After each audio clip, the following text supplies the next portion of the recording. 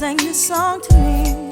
There was a message in its melody, sweetest lyrics that I ever heard. There's a message in the songs of birds. Tomorrow is another day. Living is the only way tomorrow's gonna ever come. Listen to the words of the song. Everything's gonna be alright. Everything is gonna be.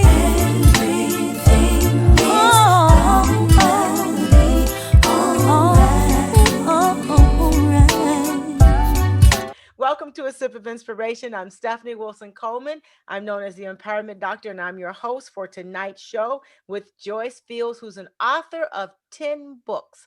And the one we want to discuss in techniques is the one that I think I'm just intrigued by, and that is the best way to keep a man is to let him go. But before we get started with that conversation, we'll do a little bit of housekeeping. Would like to encourage you all to start watch parties. And also remember, if you've got particular questions, we're watching on all ends. I want you to put your comments into the comment section on Facebook so that we can get your questions. They are being sent to me, and then I will be able to ask Joyce and we will get them answered to the best of our ability. Also, I want you to hit like on my Facebook page if you hadn't already. And as you know, this episode will be edited and uploaded to YouTube. And I want you to go out and like me on YouTube and visit my website, champagneconnection.com. That's champagne as in the liquor, connection.com, and sign up for a newsletter. I send some interesting pieces out about techniques to change your life and to increase the amount of money that you have. So with that being said, let's get started with Joyce. Joyce was born into Detroit, Michigan. She's retired executive assistant and now lives in California. That's fantastic. She went all the way from Michigan to California. She and her husband have celebrated 53 years of marriage on June of 3rd last year. So they're going into the 54th year. They have 2 grown sons, 8 grandchildren, 4 great grandchildren, and they have been together for 63 years. Joyce has written 10 books in her spare time, right? Most of them nonfiction, and she's also a professional proofreader. Her mission statement is, I write books that inspire people on their journey to make the world a better place. You can find her books on goodshortbooks.com and amazon.com. Welcome, Joyce, to A Sip of Inspiration. So how are you today? I am too blessed to be stressed. How are you, Stephanie? I am doing incredibly well too. I know it's a waste of time to be stressed anyway. Just deal with it and move on to the next thing. Yeah. And the fact that if you're feeling stressed, you actually should stop and just be grateful that you're alive to feel the stress. So it's something good in every moment. There you go. So let's talk about the motivation behind the best way to keep a man is to let him go. So what was your motivation when you wrote that book? Okay. When I was 15 years old, my late mother-in-law, she wasn't my mother-in-law at the time, obviously, she said that to me. She and my boyfriend, his name is Frederick, but everybody calls him Pap,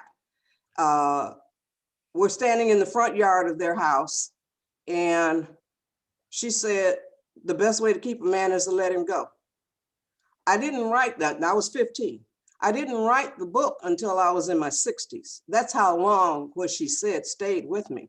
But now, can I read you the introduction? Yes, you can. Okay, so the introduction is really, the best way to keep a man is to let him go. My late mother-in-law told me that in 1959 when I was 15 years old. At that time, her son, Frederick, everybody calls him Pap, was my boyfriend. I let him go, and on March 31st, 2008, we celebrated 51 years of being together. Then on June 3rd, 2008, we celebrated our 41st wedding anniversary. While my mother-in-law put it into words, I watched my mother put it into action. She let my father go, and they were happily married for almost 35 years until his death in 1974. Let him go doesn't mean don't care. It means be secure enough within yourself that you don't freak out if he's not with you.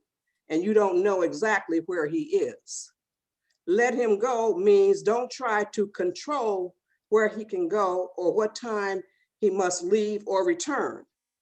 Let him go means don't try to control him, period. Let him go means don't try so hard to change him. After you have paid your dues, you may tread lightly in this area, but be careful. It's not what you say, it's how you say it. It's not what you do, it's how you do it. In addition to letting him go, I have observed the need for and used other philosophies and behaviors to help keep me and my man in a warm, loving, and peaceful relationship. My thinking was, he may go, but he'll always come home if I make coming home worth it. But what kinds of things can I do to make it worth coming home? Well, then it goes into the book. Okay. So let's talk about the part of being secure in who you are. I think a lot of us define ourselves by the mate or the roles that we play in our relationships. But what is it? What can we do to be secure in ourselves? And what do you find lacking in some relationships where there's not that self-assurance or self-security? Well, based on my experience, being patient, kind, living by the golden rule, those are the kinds of things that make you feel worthy within yourself. So treating others the way you want them to treat you. Exactly. Okay. So, and a lot of people do things that they wouldn't appreciate if they were done to them. So that just really blows my mind. Oh, wow. Okay. I hadn't thought about it that way. You're right. We do things to other people, and then when they do it back to us, Yeah, we really upset. So we talk about other people, but then when they talk about us, we're upset.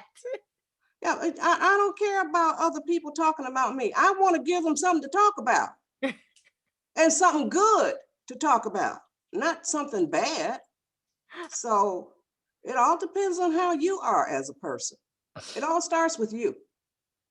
So how does a healthy relationship look? Because I mean, everyone's read the paper, and especially in the COVID-19 times, on the pandemic, and we've seen the news and we see lots of relationships. But what are some of the keys to a healthy relationship? And how does somebody know they're not in one?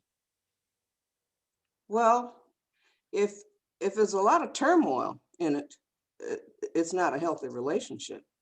Um, a lot of arguing, fussing, cussing, that's not good. It's a relationship, it must be peaceful most of the time. And that's why I stress the word peaceful. And happy is subjective. Everybody has their own definition for what is happy, what happiness is. But it comes from inside of the individual. If you're not happy inside, you can't project happiness. It all comes from inside. It all comes from within. So you have to, I really think that most of us need some type of professional help in order to figure out where we are, so I don't really, there aren't any formulas. There aren't any patterns. You just have to, what I do is I look at older couples and I try to see what I can get out of their relationship that I can use in my own. You have to have role models. Successful role models, right? Yes, successful role models. Yes, definitely. So I've written down, you have to bring your own happiness to the relationship. Yes, you can't expect for a man to make you happy, or if you're a man, for a woman to make you happy. That doesn't work. You have to make your own self happy. So I want Yes. people, and we talk about that all the time, but a lot of times people don't get that. They think that, oh man, now I'm in this great relationship and now I'm going to be happy. But happiness has to be there already. Yep. So, how do you build trust in a relationship? Because that's another issue. It says, oh my God, let him go. Can I trust? How do you build trust in that relationship? Well, the exact title of the book is The Best Way to Keep a Man is to Let Him Go, among other things. So those are the things that are included in among other things. Can I read you the title chapters? Yes. Okay, so that'll help a lot with the title chapters. Modify the way you think. Females have been handed a line of crap as far as I'm concerned. All of this stuff, I used to read romance magazines, and I don't even remember what the names of them were. Tan was one. That was a long time ago. Romance magazines and novels, they still have the novels. I used to Where, read them too. Yeah. yeah, and all of that stuff is a bunch of crap. Yeah, but that's such Men cool don't, stories. men, Everyone's look, in love at the end. Stephanie, men don't read that crap. Okay, So you're right. how are they supposed to know what we expect? They don't read it. So So women he's are the only cracking. one running around with this love story playing. Exactly, Okay. exactly. And that's why I tell these women, you got to modify the way you think. Women are totally romanticists. Men are not. They don't care about that stuff. So when we read these magazines, we expect to see a knight in shining armor, and men they keep their word, their promises. And, that's not true. Let me see here. It's not realistic to expect male make-believe and storybook happiness. There have been bride dolls forever, but until recently, there were no groom dolls. On the wedding day, the bride may be nervous, but she is radiant and confident. She's probably been waiting for this day most of her life, while playing with her dolls, talking about it with her girlfriends, and fantasizing about it. Now, look at just about any groom on his wedding day. He is like a fish out of water. He probably has not spent a lot of time daydreaming about getting or being married to anybody. And the way most men act, a wedding is akin to a funeral for freedom and fun. The bachelor party is seen as the groom's last hurrah. Oh God, not that you read it like that. Not that you not that you say it like that. It's last hoorah. Yes, that's the way it's viewed. Ah, and we're all sitting there just, and women are always sitting around with their friends at their bachelorette parties, just having a good time, talking about how wonderful it's going to be. That is, oh wow, okay. Yes. So after the marriage and after you're together, did you realize at some point that the person you married was like a total stranger to you, or did you? Let me tell you what happened to me on my wedding day. After the ceremony was over, I I bawled like a baby and went to my mama. I said, my husband, my new husband was standing right beside me. I started crying and I went to my mama, got in her arms, and I was wondering if I did the right thing on my wedding day. So, man, I I'm still telling have my you. gloves, my lace gloves, and they are full of makeup. I still have them in my wedding book because I had to wipe my face with my gloves. So, when disagreements arise in a relationship, what are some of the techniques for communicating while maintaining a respectful environment and demeanor with each other? Because we're not talking about fight, y'all, because that's not a disagreement. Okay. That's something totally different. Okay. Well, yeah, but I got Oh, something we in are here talking about that. fights. Okay. Learn how to fight.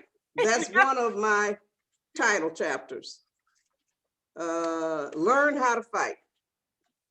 There are arguments, and then there are, quote, heated discussions or debates, unquote. In an argument, usually someone is trying to win. Maybe both parties are trying to win. In the process of trying to win, words can become dangerous weapons. A person can say mean and ugly things and later be sorry, but it can be too late to be sorry. So you have to temper what you need to really start thinking about what comes out of your mouth before it comes out. You do have time to think before it comes out. So the impression is that you just want to spontaneously make a response, clap back. Right. You don't do that. Clap back. Right. And you Yeah. don't want to do that. You want to take No, 15 you don't want to do seconds. that if you love Okay. the person. In a heated discussion or debate, each person is sharing his or her point of view, feelings, observations, experiences, opinions. You see all of those things? Those are your point of view, your feelings, your observations, your experiences, your opinions. That runs the whole gamut of everything, the way you can think. The goal is mutual understanding, or if that can't be reached, agreeing to disagree. But winning is not an issue. So winning is not the goal. Okay. Yeah. When you have a disagreement, choose your words and actions wisely. One word, phrase, or action can lead to another. Then before you know it, the situation has escalated and you're headed for separation or divorce. So before you think, before you speak. Yes. And if you have to pause the conversation, do you just pause the conversation and say, I need a little more time? How would you handle that? It's perfectly fine to say that. Okay.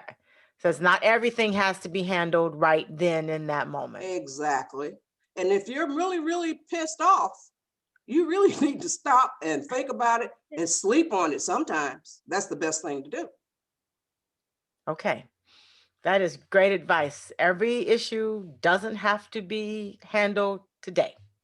That's right. And if you're pissed, don't handle it today. Mm-hmm. Okay. And so my husband used to, when we were, I think maybe 5 years into our marriage,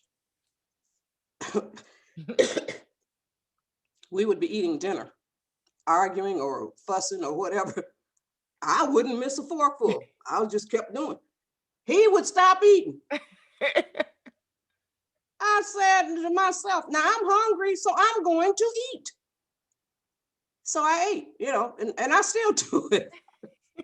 If we're having a disagreement, don't stop me from eating. My whole thing is, I know we're going to be fine after this is over. So why get upset? That's my whole thing. It's got you 3 steps. Things happen, you get upset, then you calm down, cool off.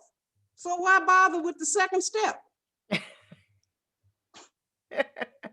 Things happen, you get upset, and then you cool down. So stop getting upset.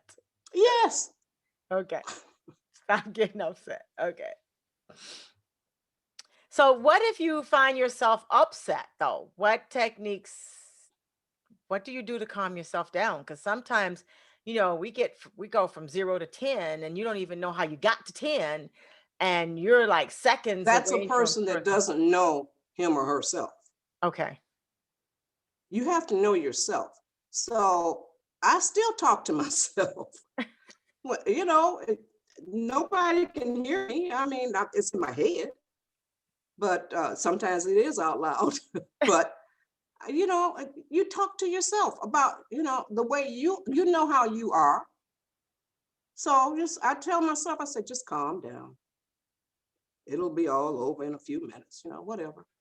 So I just tell myself, calm down, count to 10, do whatever your secret formula is to calm yourself. Some people take deep breaths. Some people count to 10. Some people sit down. Some people have to take a nap. Yeah. I yeah, naps are magical for me. So yes, I understand. See, Naps are yeah, magical for exactly. me. So it's whatever floats your boat. Some people want to have some ice cream.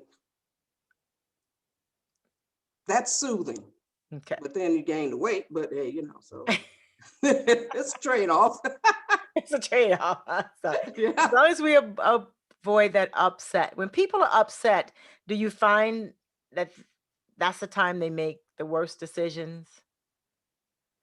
Oh, yeah. You should never make any decisions while you're upset. You really shouldn't do that. It's most of the time it's going to be a bad decision, a wrong decision. So you should never do that. There's always time to stop and think. There's an illusion that there's not time to do that, but there's always time to stop and think. Okay. So I'm writing these gems down. Always time to stop and think. Yes.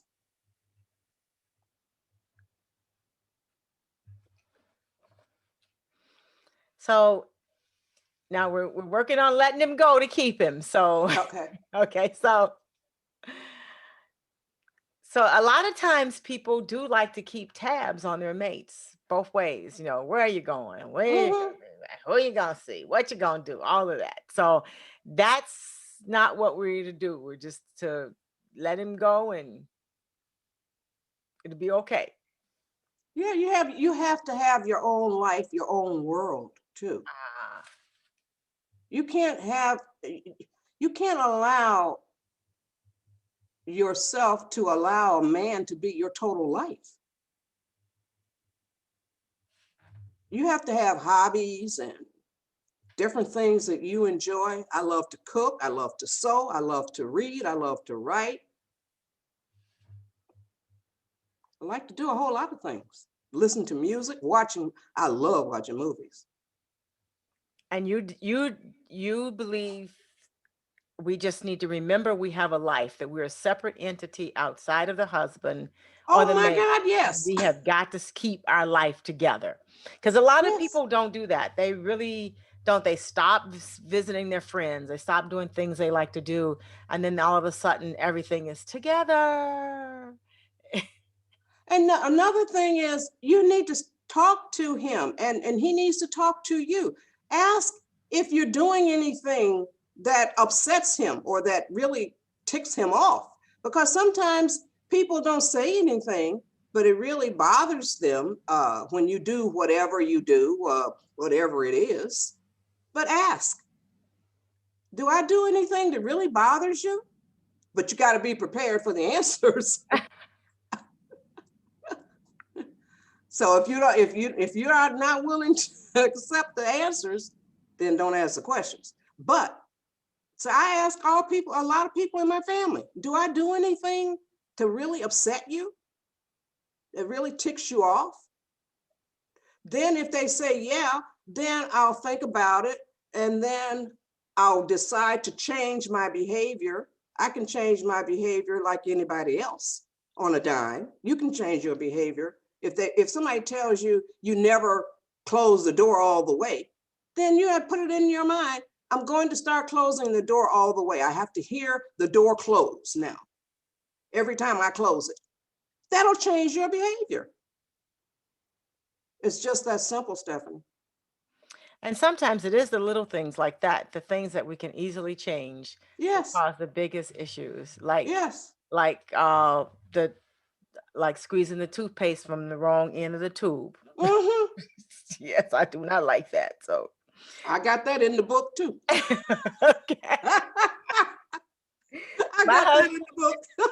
my husband is really gentle with the toothpaste. So he and I both share that in common. So that's really good. So Yeah, see, now girls, men don't care if the toothpaste cap is back on the toothpaste or not, but the girls do because the toothpaste gets hard, right. It gets hard. but then that's what we think. But the men don't care about that. So my husband is really good about that. So we got that toothpaste thing. You're right. So we have Okay, to talk about those little things. yeah, I do and have it's in the book. I do have a couple questions.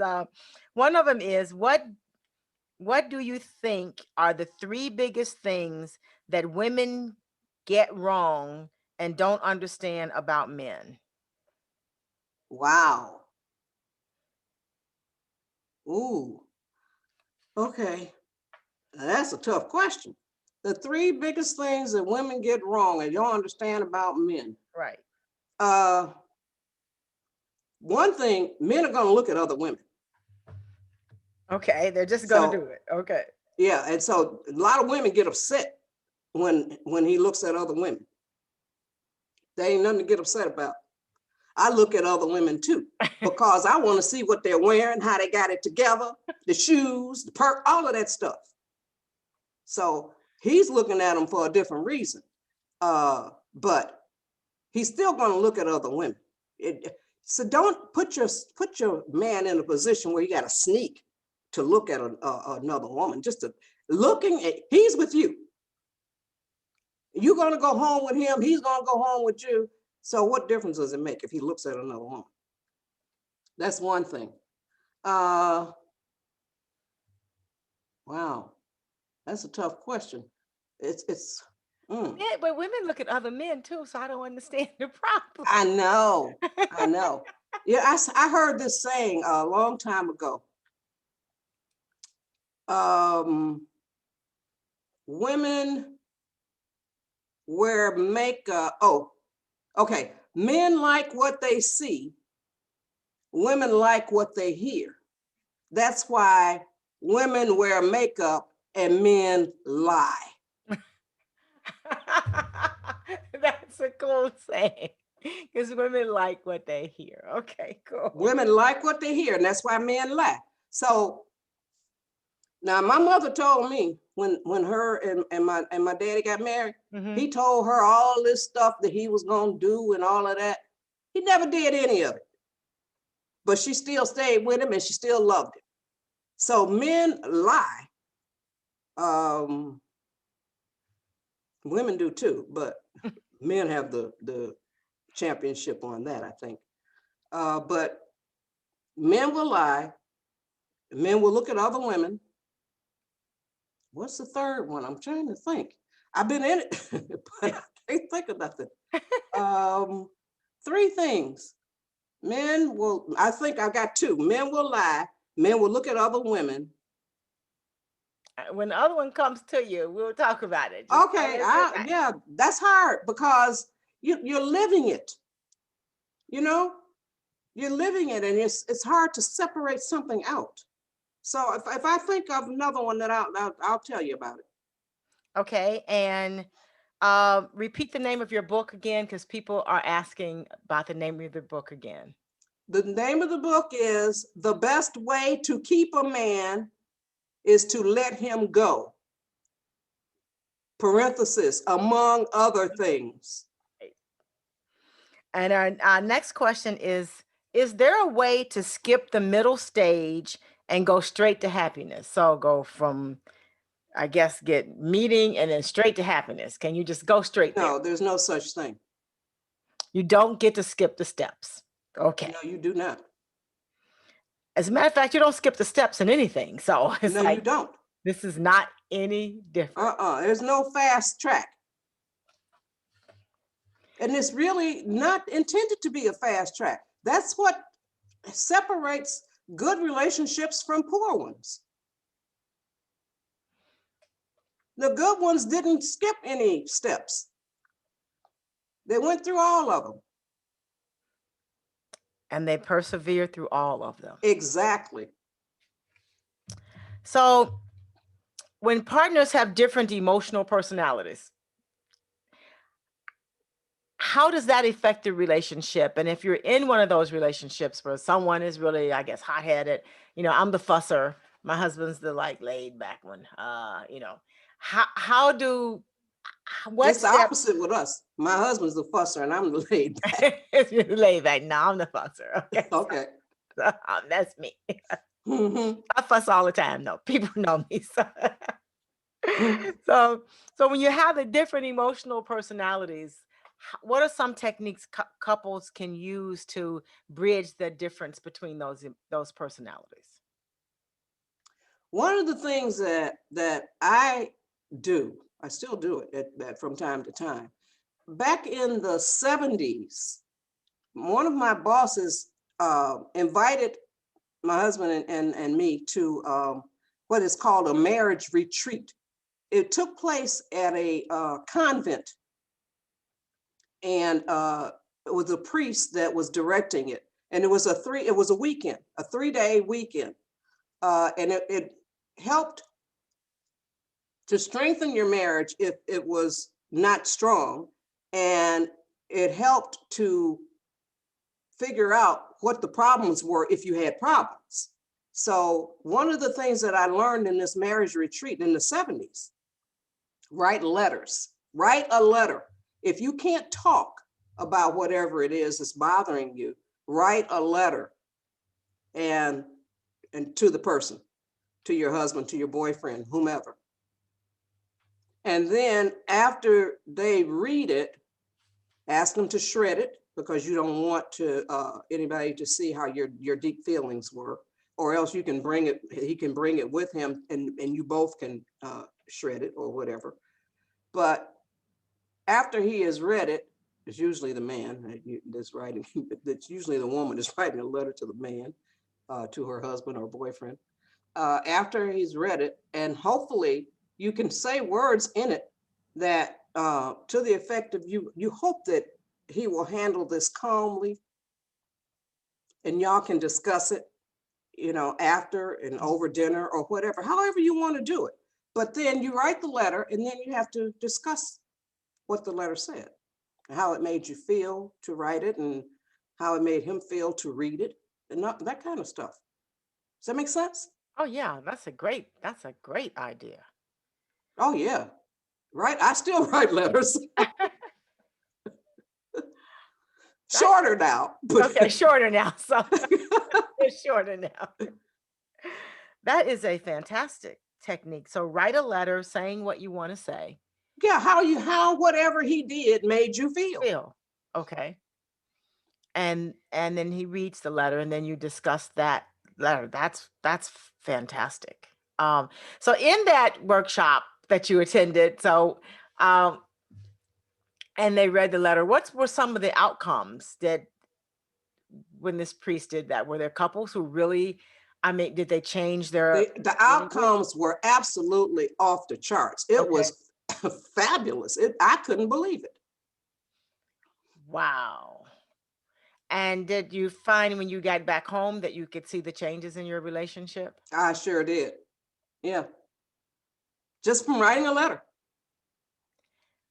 Wow. So I want everyone at home to write a letter, okay? Yeah, but you don't be mean, and don't be ugly. Don't be cussing and fussing. Don't be kind. Yes, because you can say what you have to say and be kind. Yes. Yes, you can. Yes. That's one of the keys that I find, is being kind. You don't have to be mean or cruel or hurtful.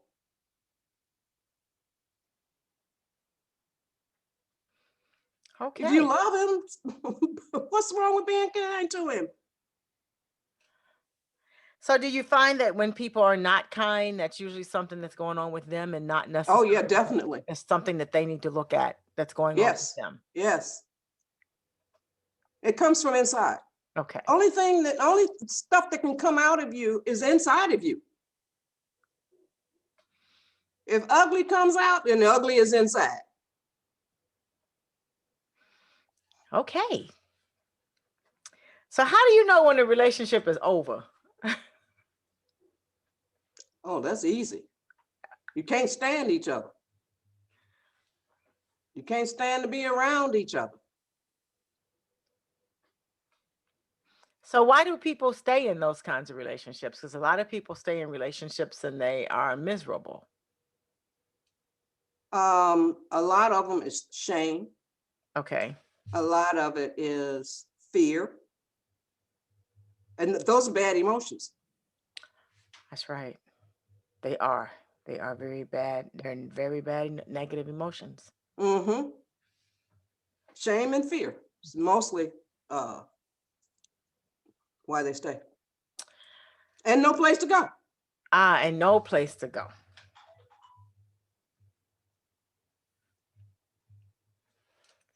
So what are some other techniques that you've used to sustain your long relationship? Well, I'm going to have to go back to the book. Okay. And we know Joyce is the patient one. Huh? I says you're the calm, patient partner in this relationship. So, Oh, yeah. My mother-in-law, late mother-in-law, she used to tell me when I was a kid, you got the patience of Job. It serves me well. Be willing and ready to pay your dues. A lot of females don't even know they got dues to pay. so what kind of dues do they have to pay? Okay, Because they here. don't know they have dues. So what are No. some of the dues? God put the onus on men that they must be willing to die for their women. So I figured that if I were a man, I would not be willing to die for a woman who could not show me that she was definitely in my corner.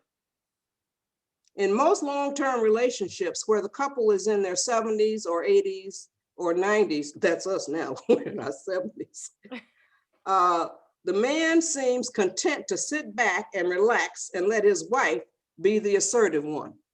Why? Probably because in virtually all situations, she has proven that she will say and do the right thing. He knows that he can trust her judgment. That did not happen overnight.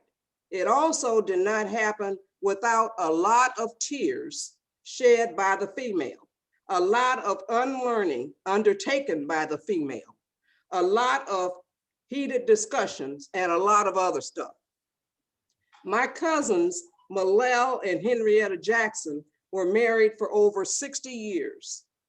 They both passed on now. A young lady asked Henrietta for the secret to staying married that long. Henrietta replied, "You have to take a lot of shit." And I say, amen.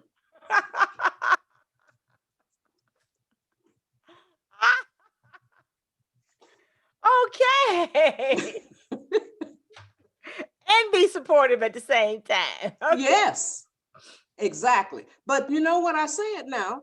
When the couples are in their 60s, 70s, 80s, and all of like that, the woman has already proven herself. The woman she's the queen of the castle. So, so when you're paying your dues, give us some examples of what that means and how that would look for younger couples, because you guys do have a lot of history together, you and your Okay. husband. Uh, You guys have 6 decades. That's wonderful. let's see. What are his favorite meals? Okay. Fix them often or regularly, or ask him if he wants you to fix one of his favorites. What are his favorite clothes that you wear? Wear them often. How does he act when he's pissed off? Can you read the signs accurately? Do you know when to be quiet? Remember the old saying, it takes two to argue. And women should understand that men are wired differently than we are.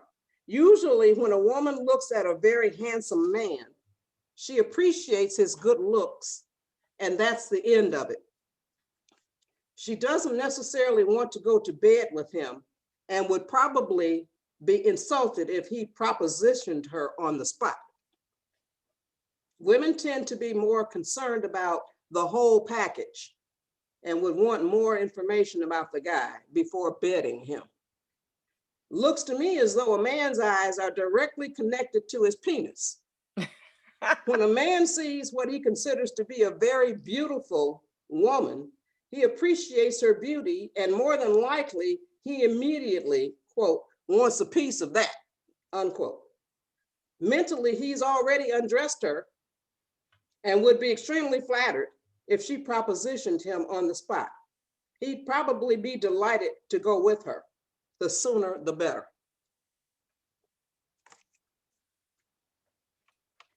Does that answer that That question? answers that question. So we're wired differently, and we need to Yes. understand that we are just wired differently. That's the third one.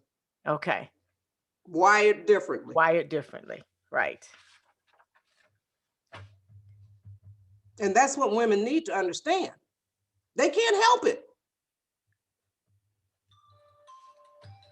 Okay, we've got another question.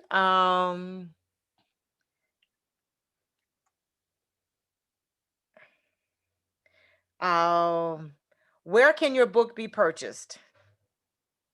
Goodshortbooks.com and Amazon.com. Okay.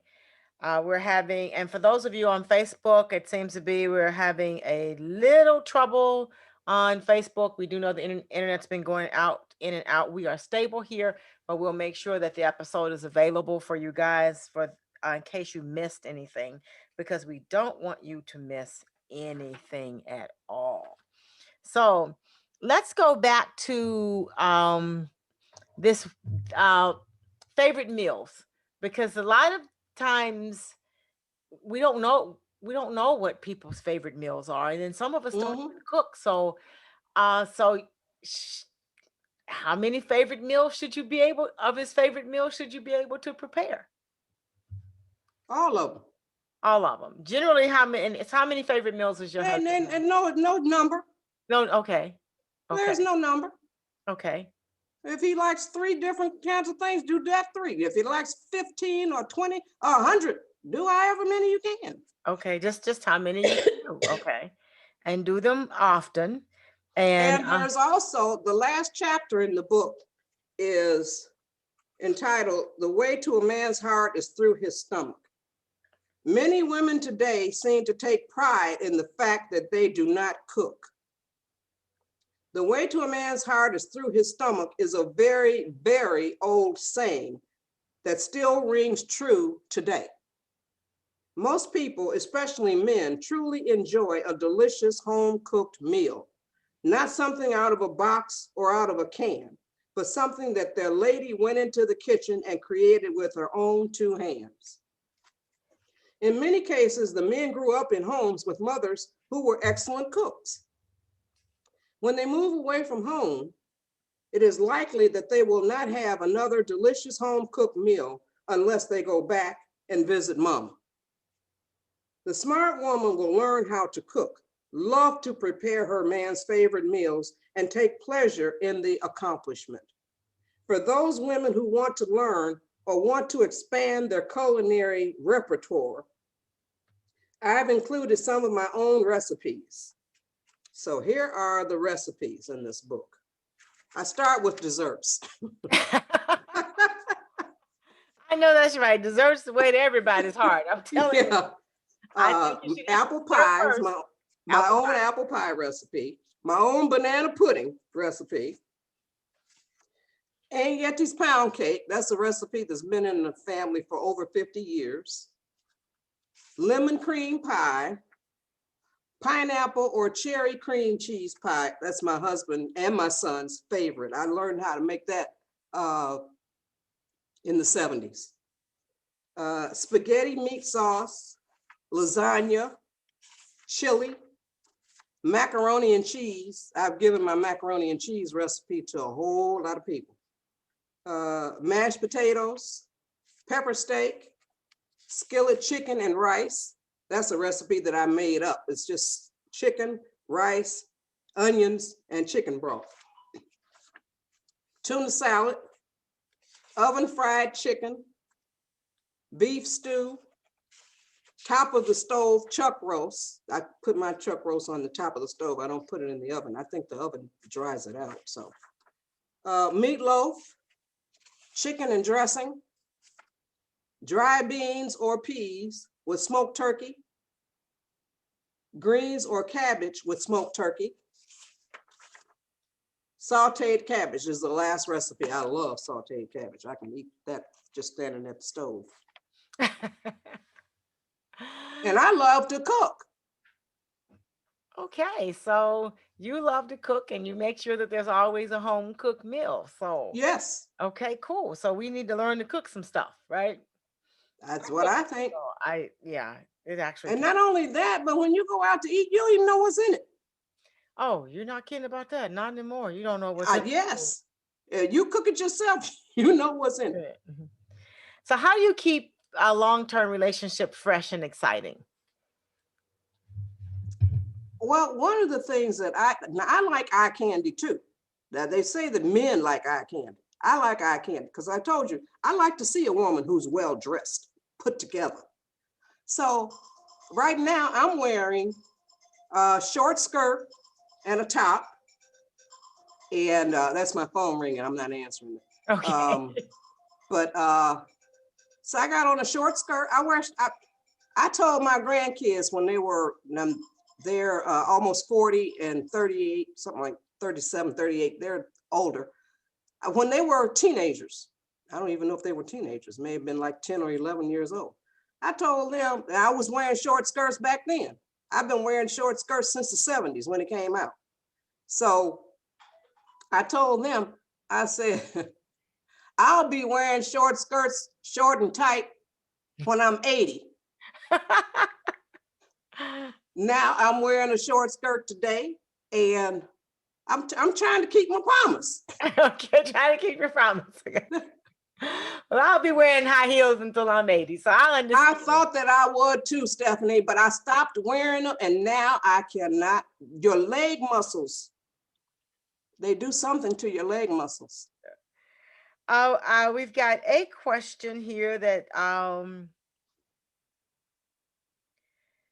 said, "Oh, back to the priest. How can a priest who's never been married tell married couples how to stay married?" Well, he did. It's not about whether or not you've been married. It's about what you know about love. Ah, it's what you know about love. Mm-hmm. Okay, that is so true. And we have a comment. It says settling is another reason why people stay. So we talked about, they didn't have, some people don't have a place to go, Mm-hmm. and then they just settle. So when you're settling, and I know you don't recommend settling. So what do you do when you find that you've settled into this relationship, that you're just really not happy? You're not unhappy, but you're not happy. What do you do? I got somebody coming to my door. Lord have mercy. Uh-oh, tell us they have to wait. That's what the phone call was for. So if you're unhappy, you have no place to go, what do you do? um, you really need to give some deep thought, and so you have to do some real good thinking about your situation, how you got there, if you can figure that out. So that's not the place to be. You have to figure out what's inside of you that's causing you to settle for that. You have And to do some self-inspection. so even with that, we're really back to what's going on with me and Yeah, it is. It's me, all about what's me, going on with you. how I experience love, or if I can experience love, how I love Yes. myself. It's all about me and the Mm-hmm. person and what they can do about that. And I know early on you said you really are a proponent of counseling. So that would be a great place to start that conversation with the counselor Mm-hmm. as to what's going on with you. How do you experience love or anger or whatever? Because if you don't fix it at that point, the next relationship is just gonna create the same relationship over and over Yes. again. Yes, exactly. You got to fix yourself too. Right. Yes, I thought you got to fix yourself. So when you're fixing yourself, how do you communicate that to your partner? Simply stated. I'm going to be working on myself, improving, self-improvement. Very simple. Very simple. Just Yeah. be transparent. Just say what Yes. it is. I'm going to be working to change, whatever it is. And I hope that you'll help me and notice that I'm working on it and that kind of stuff. Okay, so Joyce requires us to put on our big girl panties. Yes. And own our stuff and say what we really mean, and then actually go and get some counseling or some help. Yeah, you got to be kind. That's the most important thing. And I put something on social media. Kindness is the highest form of wisdom. I don't know where the quote came from, but I say, reach the highest form of wisdom, period. Be kind in all caps. Okay, so be kind and Yes. include yourself in that kindness. Yes, ma'am. That comes first. Comes first. Kindness to yourself first, because you can't be kind or loving to others if you're not kind and loving to yourself. Yes. That is so Yeah. true. So, Yes, it is. She's at the door. so now, She's at the re- door. remember the name of the book. The best way to keep a man is to let him go. And what's in the parentheses? Among other things, by Yes. Joyce Fields. And it is available at Good Uh-huh. shortbooks.com and Amazon.com. We've got a Yes. few more minutes left, and you've written 10 books. Could you tell us a little bit about those other books? Well, the first book that I wrote, that one is a good one because that may help people to understand the way that my life has been or the way it is and all of that. And it's called Line of Serenity. It's a memoir. It goes from 1944, the year I was born, to 1977, the year that our mother died. And it's all about the way that we were raised. I'm the oldest of seven. Um, we have never had sibling rivalry in our family, and we all adore each other. I have four brothers and three sisters, and two sisters. My oldest brother died in 2013. He had stage 4 lung cancer. And so, but Stephanie, I was 33 years old when my mother passed away. I never, ever even thought about this, but I never saw her upset or angry in my whole life. My father either. Our house, what I remember most about our house was the calmness. Out of 7 children, and we had a Doberman Pinscher puppy, there was never hollering and screaming, and there was just calmness in our home.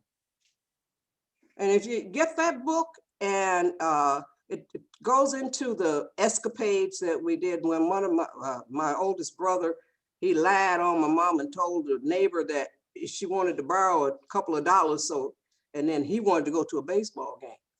And so all of these stories are in this book about the kinds of things that we did. And then we would travel to Saginaw, and we would pass by white people in their cars, and the kids would stick their tongues out at us because we were Black, I guess, so, but all of those stories are in the book, and it has the same recipes in that one, because recipes are really, food is important in our family. And food is And it also has pictures of, pictures too. Cool. yeah, pictures and recipes. And it's 164 pages, which includes 22 pictures and 22 recipes. So that's 40 some pages. So there's only so many pages of text left. So God blessed me with the talent for being succinct. I can say a whole lot in a few A words. few words. That's fantastic. I'm gonna check for questions one more time, and Mhm. By the way, I also have a poem called My Skin, Your Skin. It's for children. It's an anti-racist poem. Red, black, red, black, brown, yellow, and white. We must treat all skin colors right. No color of skin is any better than mine, and I'll wear it with dignity and grace. I'll be kind, I'll be fair, and I will make the world a better place. It's a short poem for children, and it's a free download at goodshortbooks.com. We got to get rid of this racism. Racism. Yes, we do. We've got to start teaching it at all levels now. So be Yeah. sure you guys go to goodshortbooks.com and download your copy of the book. So one last No, thing. that's not the book. I'm sorry, the poem. Download your copy of the poem. Of the poem. That's right. But you have to order the book. Order the book. That's right. That's right. goodshortbooks.com. Download the poem and order the book. And the book is available. I've got this book on Amazon, so you can even get it. I love the cover. Yes, I do too. That's right. Show it up. So I love the cover, and it's available on Kindle books too. So I love the cover, and the recipes are pretty cool too. So, thank you. So thank you for sharing. So I want to thank you for being here with us tonight. This has been a pleasure. Thank you for sharing just ideas and techniques and gems that helped you stay married in a 63 years in this relationship. And we don't see a lot of that. And I thought that was important to bring to the audience, to let the audience know that it can be done because you're doing it. And if you do it, then we can all do it. And then when I was a kid, the women used to tell us all these things. That's not done so much anymore. That's why I wrote the book, because it tells them a way to show a man that they're in his corner. 16 to 25-year-olds, that's my target audience. Anybody above 25, you can read it too, and you'll probably get a lot out of it. But 16 to 25, they haven't gotten set in their ways yet. So they haven't gotten set in their ways, but it'll work for anyone who is willing to start with loving yourself first. And figuring out what's going on inside. Because as she said, kindness is the highest form of wisdom. So be kind to yourself. So that way you can be kind to others. You can't be kind to others if you're not kind to yourself. So thank you very much for joining us. And as I close out tonight's show, I want to remind the audience to be inspired and to further notice. I want you to celebrate everything. Do not go gently into that good night. I want you to find a heel that's worth dying for and take it and be the person that you've been waiting for. Make today so awesome that yesterday gets jealous, and above all else, do it your way. I'm Stephanie Wilson-Coleman, the Empowerment Doctor, and I want you to remember, as I always say, life is too short to drink cheap champagne. Dream big and good night.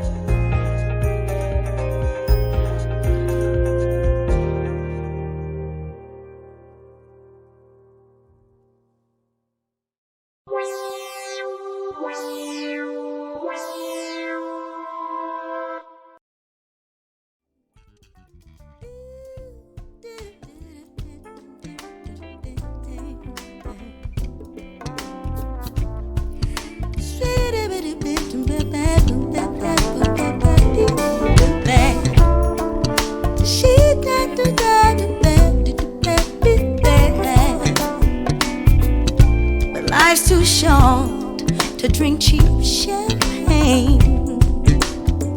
So I decided to buy me